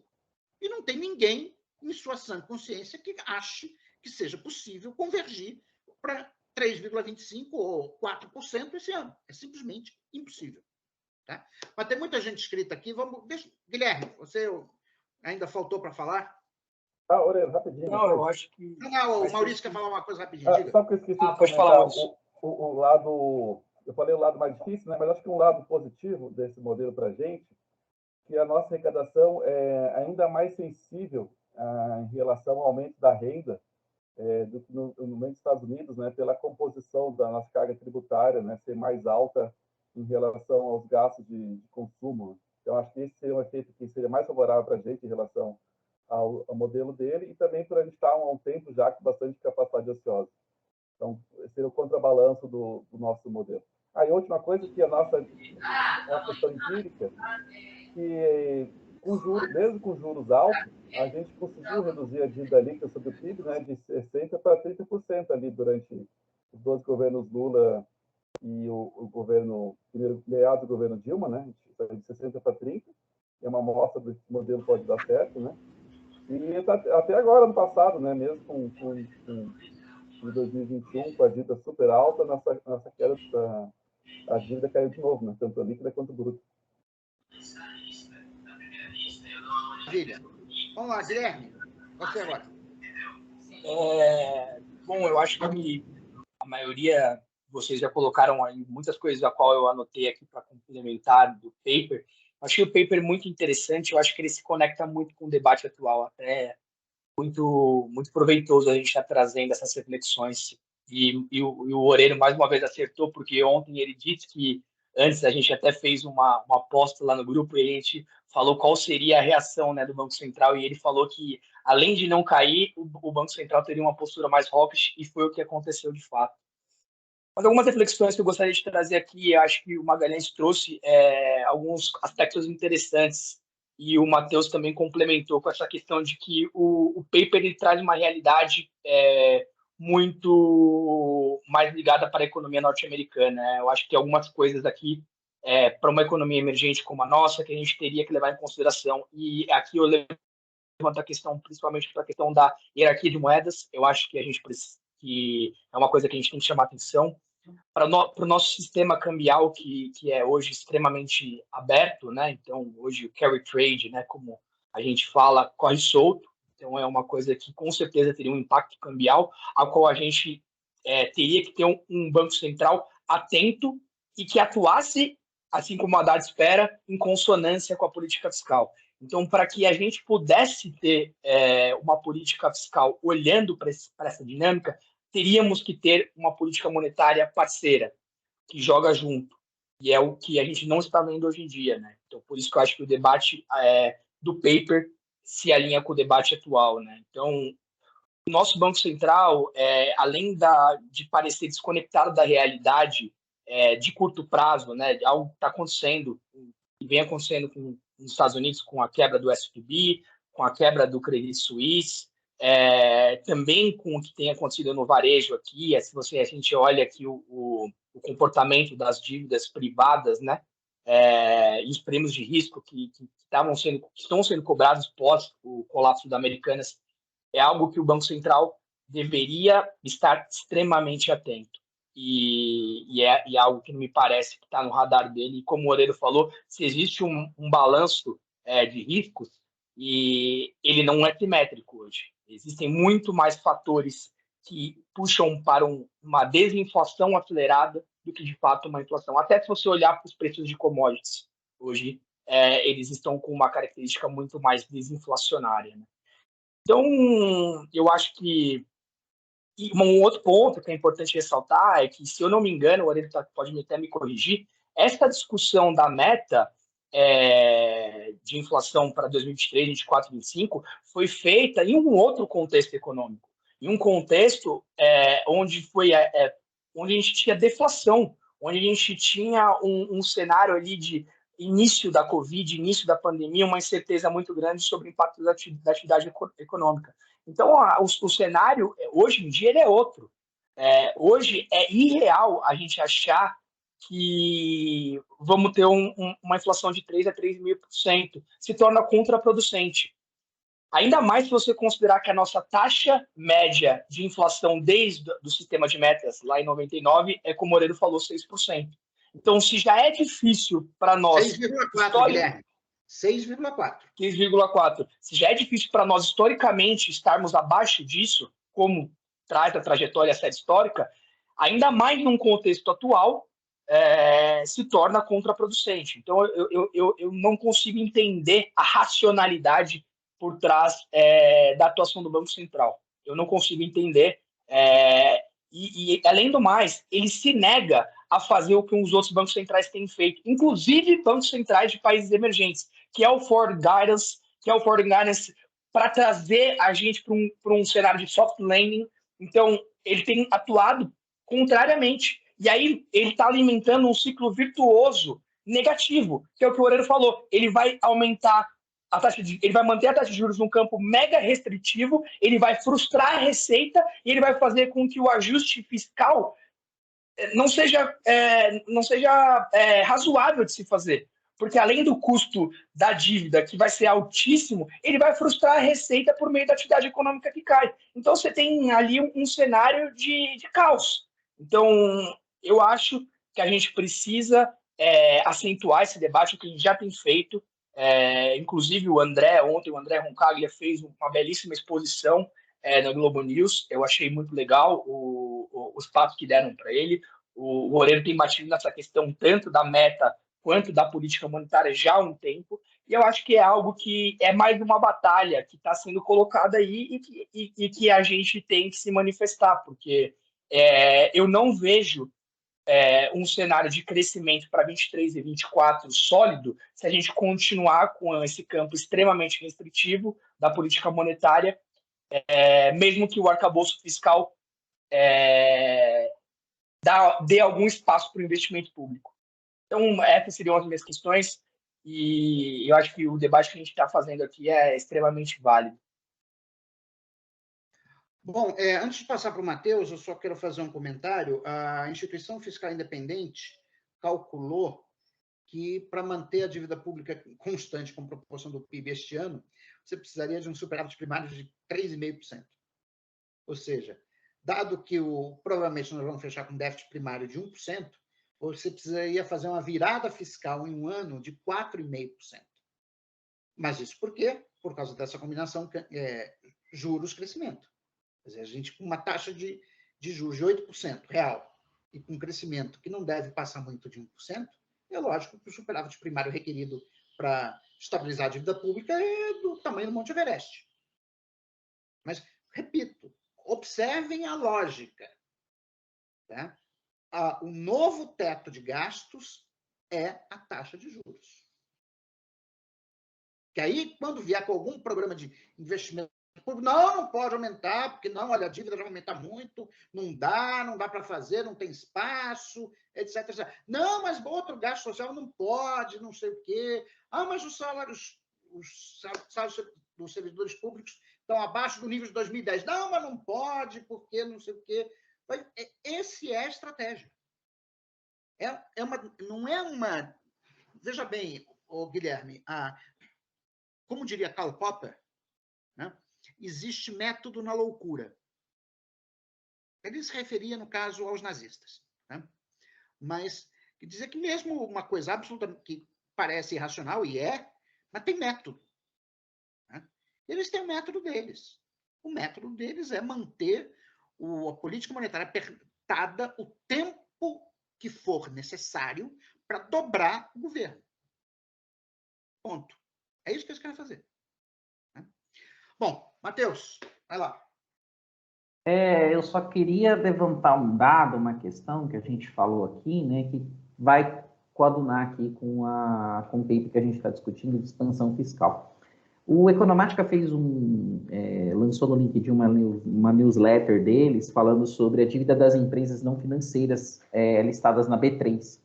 Chegou a 1,8 trilhão em setembro de 22. Ou seja, por o Banco Central estar mantendo essas taxas de juros, né, exorbitantes na estratosfera,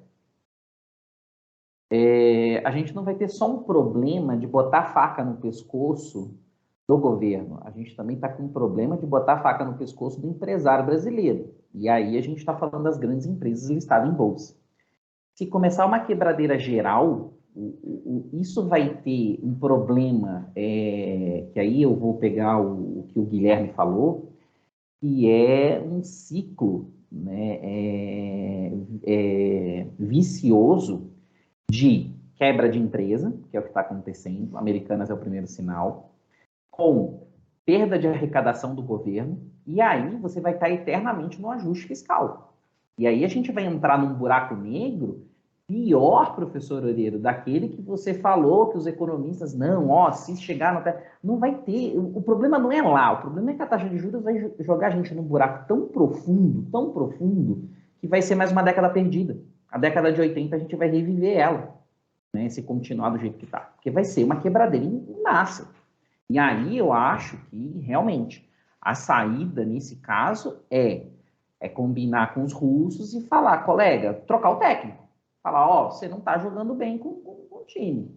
Troca o técnico, né? Campos Neto, vai para Faria Lima, fica lá, que é o que você sabe fazer, é agradar a Faria Lima. Vai lá trabalhar numa asset lá, entendeu? Do Paulo Guedes, e deixa o pau quebrar. E aí, né, Banco Central alinhado com o governo, vai incidir em déficit público? Ué, mas se for para investimento, eu não vejo males.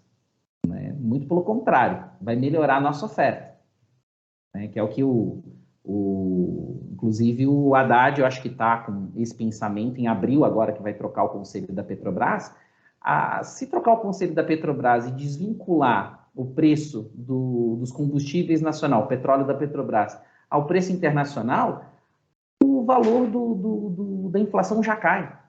Então, assim, é loucura manter em 13,75. Eu não sei que número que o cara botou. É loucura. Isso é loucura. Era só isso que eu tinha para comentar, só, professor. Pessoal. Ok. Professor Dalmir, o professor Dalmir queria se despedir. Eu tenho compromisso agora, né? Mas eu gostaria de agradecer o convite, né? O debate foi muito interessante. As questões que o Matheus estava levantando agora são questões bastante importantes, né? E eu acho que é isso, né? Digamos, ou o governo tenta partir para cima e encontra um mecanismo de reduzir a taxa de juros ou de encontrar alguma forma, né?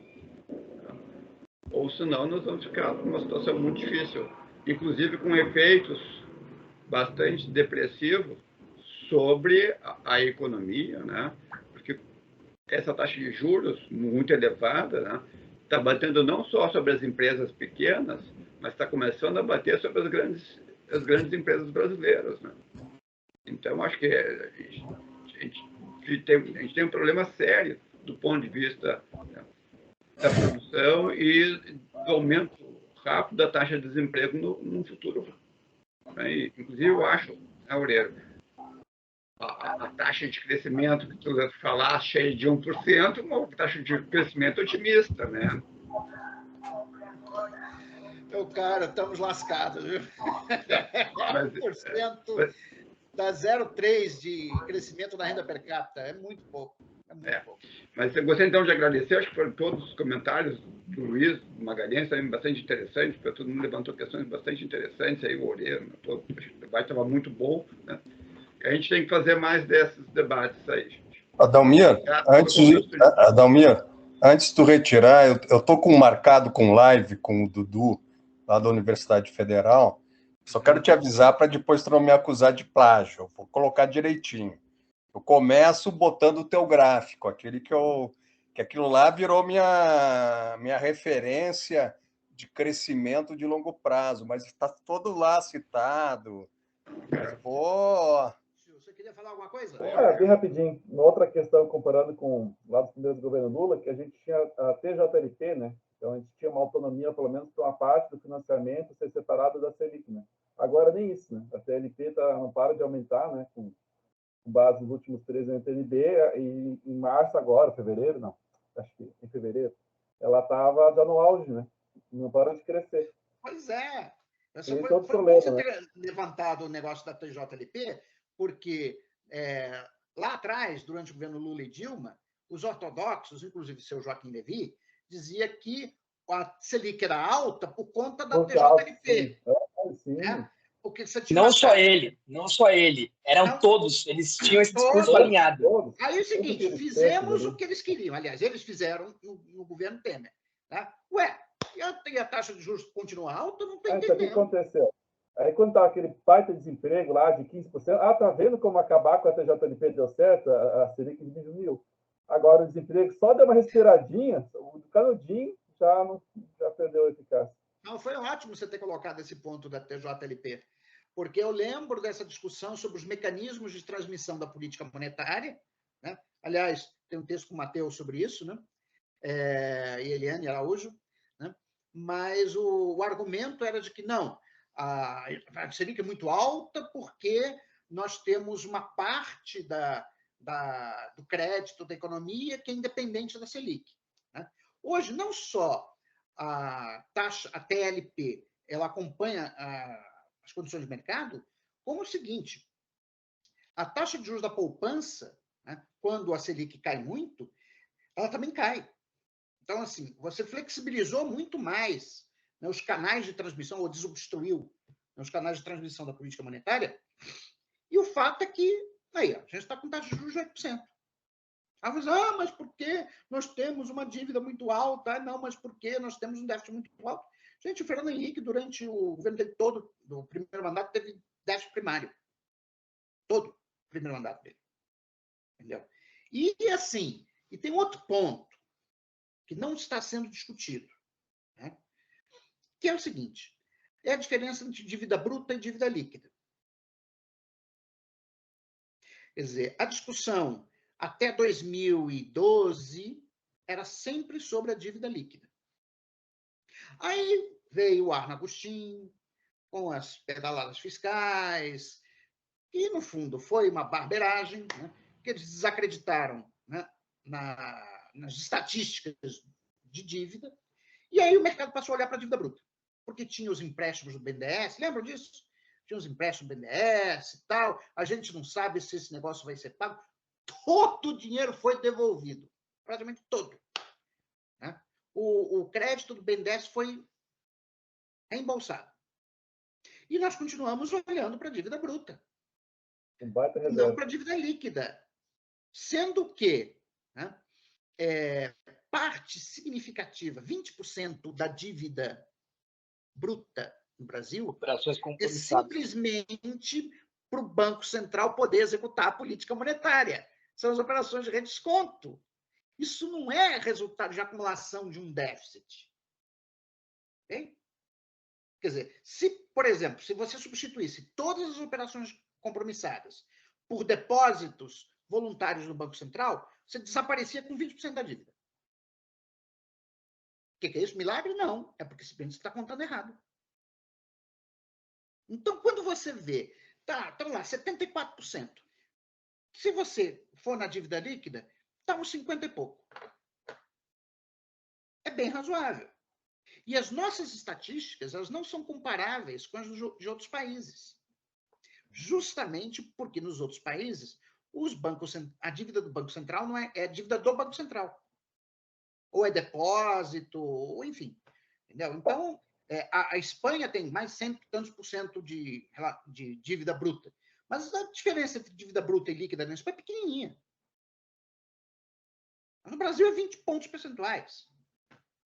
A diferença entre dívida bruta e dívida líquida. Né? Então, nós temos toda uma narrativa que é uma narrativa para você prender as mãos da autoridade fiscal. E além desse aspecto, quando eles trazem, né, essa questão comparativa, né, então a dívida bruta do Brasil é muito maior do que a dos seus pares emergentes. Eles não levam em consideração exatamente isso que você falou, a dívida líquida, então, ou seja, os nossos 350 bilhões de reservas internacionais que a gente tem, e um outro aspecto, que o nosso mercado de capitais é muito mais desenvolvido e tem uma liquidez muito maior ou maior do que a maioria dos nossos pares. Guilherme, se você comparar países de renda per capita semelhantes no Brasil, pega a China, que tem uma renda per capita um pouquinho maior que a do Brasil, tá? Renda per capita, não é o tamanho da economia, tá? Sim, sim. Renda per capita. E a Índia, que tem uma renda per capita bem mais baixa que a nossa, Brasil, Índia e China têm dívida bruta com proporção do PIB absolutamente comparável. Qual é a diferença? Combinação, crescimento, juros. Eles crescem muito mais, tem juro real muito mais baixo. E o investimento em porcentagem do PIB. Então, você vê, a Índia, nos últimos 20 anos, triplicou o investimento público em rodovias e ferrovias. Triplicou. Tá? Então, eles estão investindo no crescimento da Índia. Não tem nada de miraculoso no crescimento da Índia, simplesmente é crescimento puxado pelo aumento do gasto, do investimento em infraestrutura pública. Ponto. Então, também não tem nada de miraculoso no crescimento da China. A China fez além, lógico, de receber investimentos externos diretos para botar a fábrica na China, eles fizeram um monte de investimento público. Então, assim, agora, a gente não investe, quer dizer, criou-se várias narrativas mentirosas. Uma delas é da tal da expansão fiscal, como é que é? Contração fiscal expansionista. Aí depois veio a ideia de que tira o investimento do Estado, que o privado vai cobrir o lugar vago, quando a gente sabe toda a evidência empírica que existe no mundo mostra que investimento público e privado são complementares, não são substitutos. Né?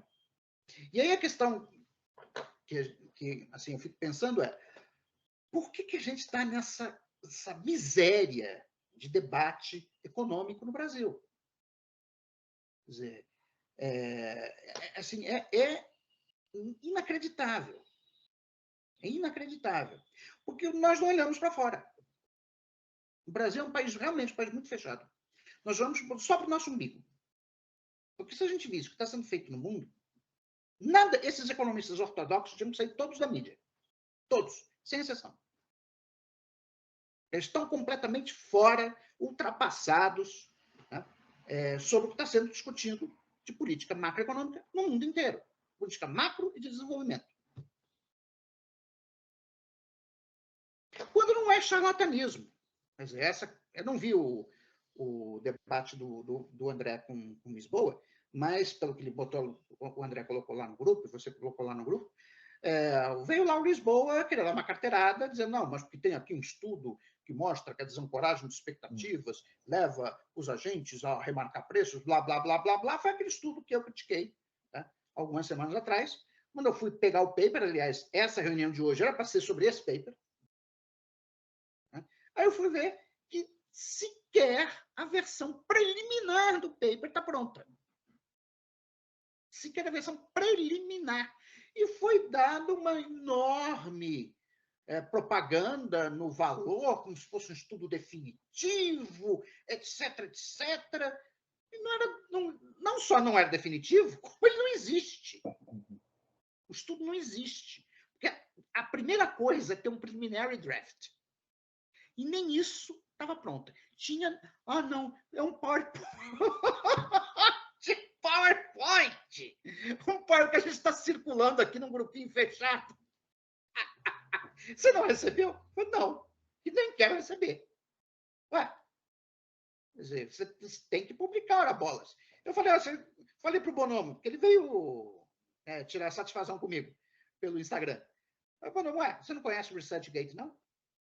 O ResearchGate, quando a gente termina de escrever um artigo, coloca ele lá como pré-print. Todo mundo vê. Simples. Mas foi divulgado como um estudo definitivo. Um estudo que não tem nem a versão preliminar feita.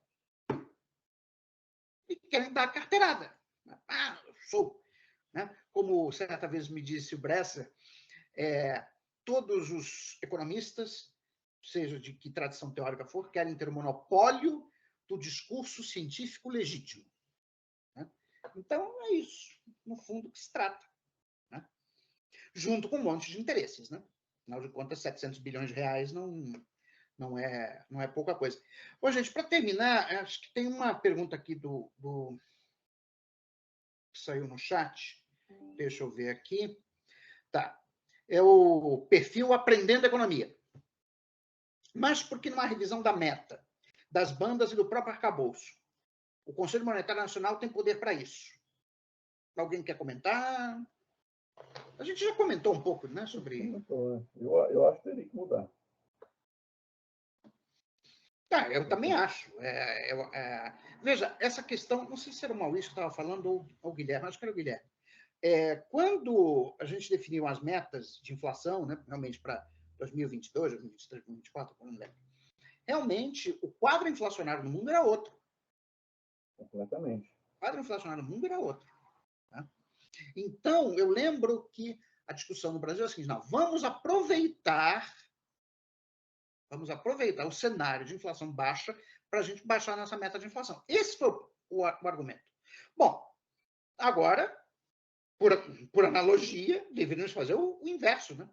Bom, dado que no mundo inteiro está com inflação mais alta e estão operando com metas de inflação mais alta, vamos aproveitar para aumentar a meta de inflação sem produzir a tal da desancoragem de expectativas, porque é o que todo mundo está fazendo. Não, as expectativas já estão mais altas, então não faz sentido desancorar uma expectativa que essa coisa de desancoragem não existe. é uma picaretagem do tamanho de um bonde. Porque não é a desancoragem de expectativas, não é porque a inflação subiu. Na verdade, ela, entre 2022 e 2023, ela vai ficar estável. O que acontece é que a meta de inflação caiu. E ela vem caindo nos últimos 3 anos. É isso que está produzindo a desancoragem de expectativas. E outra coisa, quando você vê que a média de longo prazo da inflação no Brasil, de 1999 a 2022, é 6,4%, quem que vai apostar que a inflação vai ser 3%? Só se for um maluco. Não, isso não pode ser escrito em pedra. Isso não pode ser escrito em pedra. Isso tem que levar em consideração o momento atual da economia mundial. Como você falou, como eu falei anteriormente, agora você relembrou. Naquele momento, os países europeus estavam torcendo por alguma inflação, porque eles estavam com dificuldade de produzir alguma inflação. O Japão, os países europeus e até mesmo os Estados Unidos. Tanto é que o Ford Guidance de 2%, o Jerome Powell falava ali naquele momento, foi por conta desse cenário. Então, o Brasil aproveitou justamente e falou, vamos tentar, já que a conjuntura é essa, vamos tentar baixar o nosso nível para 3%, 3,5%. Não é a realidade agora, porque assim, essa realidade agora, de meta de 3%, ela é contraproducente, porque ela provoca o ciclo vicioso que eu mencionei anteriormente, que é de frustração de receita e de explosão do custo da dívida. Tão simples quanto isso. Então, eu acho que assim, nada pode ser escrito em pedra. Isso é por isso que existe a banda e é por isso que existe a revisão do Conselho Monetário Nacional. Então, respondendo já a pergunta da Aprendendo Economia, eu acho que é o momento para a gente discutir isso. Eu acho que boa parte do mercado também entende isso. Uma boa parte pragmática entende que a revisão de meta ela é necessária, porque esse esforço, até porque boa parte do componente de juros, e até aqui seria uma outra discussão para outro dia, boa parte do componente dessa inflação é de demanda. Então, o Banco Central pode jogar os juros na lua, que o máximo que ele vai fazer é conter o efeito secundário do câmbio. Então, é uma outra discussão, mas assim, eu acho que é totalmente necessário discutir as metas e tornar essa conversa madura, transparente, obviamente, mas rediscutir essa questão da meta para uma conjuntura atual, que é uma conjuntura de inflação muito mais elevada que 2019, 2018 e 2020. Então, num outro grupo de WhatsApp, teve uma pessoa que fez o seguinte comentário. Muito bom debate, professor. Realmente, o novo teto fiscal é a taxa de juros. Minha impressão é que a estratégia do BC, do Banco Central, reflete a estratégia do Império, qual seja provocar uma quebradeira geral em seu quintal para comprar nossos ativos na Bacia das Almas. Concordo plenamente que o governo deve recorrer ao Senado e dar um chute, entre aspas, né? Um chute, vocês imaginam onde, do presidente do BC. Basta. Então, eu acho que é isso. Né? Bom, pessoal, tem alguém mais que queira falar alguma coisa? Daniel, você que ficou no backstage aí esse tempo todo, você quer pelo menos aparecer, não? Responsável por fazer funcionar. Ué.